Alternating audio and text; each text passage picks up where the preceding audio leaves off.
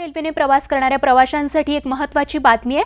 आज मध्य रेल्वेचा प्रवास शक्यतो टाळा, कारण कल्याणचा 100 वर्ष जुना पत्रीपूल पाडण्यासाठी मध्य रेल्वेवरती आज 6 तासांचा ब्लॉक घेण्यात येणार आहे। त्यामुळे कल्याण ते ठाकुर्ली स्थानकादरम्यानची रेल्वे सेवा पूर्णपणे बंद राहणार आहे। सीएसएमटी ते डोंबिवली आणि कल्याण ते कर्जत कसारा दरम्यान लोकल गाड्या नियमितपणे धावतील, तर लोकलच्या 170 फेऱ्या रद्द होणार असून अनेक मेल आणि एक्सप्रेस गाड्यांच्या वेळापत्रकावर देखील परिणाम होणार आहे। तर मध्य रेल्वेकडून सकाळी 9:30 वाजल्यापासून या ठिकाणी ब्लॉक सुरू झालाय, त्यामुळे ठाणे ते कल्याण दरम्यानच्या लोकल फेऱ्यांवर त्याचा सर्वाधिक परिणाम होणार आहे।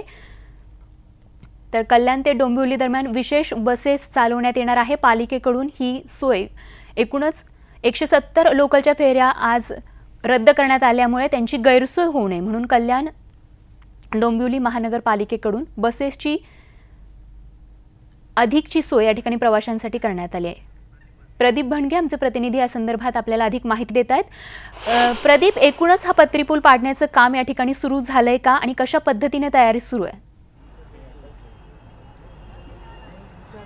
डोंबिवलीवरून पहिले म्हणजे डोंबिवलीवरून विशेष ज्या बस आहेत त्या बसेस सुरुवात झालेली आहे। 9:30 वाजताच मेगा ब्लॉक घेतलेला आहे। आपण बघू शकता की हा जे आपण बघू शकता की जो पत्रीपूल आहे, या पत्रीपुलाला उचलण्याकरता 2 भल्या मोठ्या क्रेन लावलेल्या आहेत। या 2 क्रेन अशा करता लावल्या आहेत की या पत्रीपुलाचे 2 पार्ट आहेत। हे 2 पार्ट आहेत, वेगवेगळ्या साईडनी 2 वेगवेगळ्या पुलांनी हे क्रेननी उचलले जाणार आहेत। आपण बघू शकता जे ओव्हरहेडचं वायरचं जे काम होतं ते काम पूर्ण झालेलं आहे।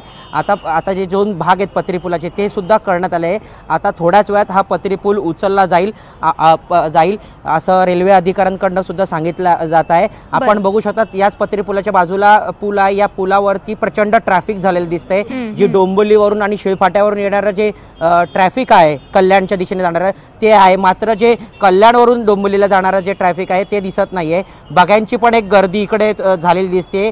पोलीस प्रशासन असेल, ट्रॅफिक पोलीस असतील, हे जागेवर आहेत। त्यामुळे इकडे नियोजन एक प्रकारे चांगल्या प्रकारे नियोजन करण्यात आलेलं आहे। आपण बघू शकतात की जे पब्लिक आहे, पब्लिक पुलाच्या कोपऱ्याला उभी असून जे पुलाचं काम चालू आहे ते बघण्याकरता उभी आहे। 104 वर्षा जुना पत्रीपूल असल्यामुळे साहजिकच आहे लोकांना हे एक पर्वणी समजली जाते की ठाणे जिल्ह्यात पहिल्यांदाच असा एक प्रकार घडतोय की जो पूल आहे हा पूल उचलून साईडला ठेवण्यात येणार आहे। नक्कीच प्रदीप, केडीएमटी कडून कल्याण ते डोंबिवली दरम्यान विशेष बस सेवा या ठिकाणी सुरू करण्यात आली, त्या संदर्भात माहिती द्या। विशेष बस सेवा ही 9:30 वाजता सुरुवात करण्यात आलेली आहे। आपण बघू शकतात की केडीएमटीच्या बसेस या पुलावरून जात आहेत। डोंबिवली स्टेशनजवळ बाजी प्रभू चौक आहे, या बाजी प्रभू चौकावरून विठ्ठलवाडी स्टेशन असेल किंवा कल्याण स्टेशन असेल, इथे बस सेवा दिली जाते। त्याचप्रमाणे कल्याणवरून सुद्धा डोंबिवलीला जायला बस सेवा आहे। डोंबिवली ते सीएसटी अशा लोकल सोडल्या जात आहेत, तर कल्याणवरून कर्जत असेल, कसारा असेल अशा सुद्धा लोकल सोडल्या जात आहेत। बरं, एकूणच काय सध्याचं वातावरण त्या ठिकाणी आपल्याला बघायला मिळते? लोकांना, तिथले जे प्रवासी आहेत त्यांना या बस सेवेचा फायदा होतोय का? नक्कीच बस सेवेचा फायदा होतोय, कारण की जे डोंबिवली आणि कल्याणच्या मध्ये जवळपास 15 मिनिटाचा अंतर आहे, मात्र जे बाय रोड जे आहे ते अर्धा तासाचं अंतर आहे।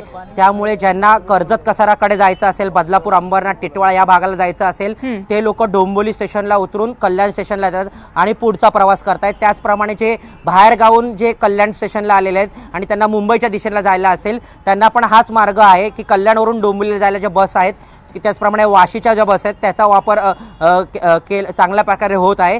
एक प्रकारे जे आहे नियोजन चांगल्या प्रकारे रेल्वेतर्फे सुद्धा करण्यात आलं आहे।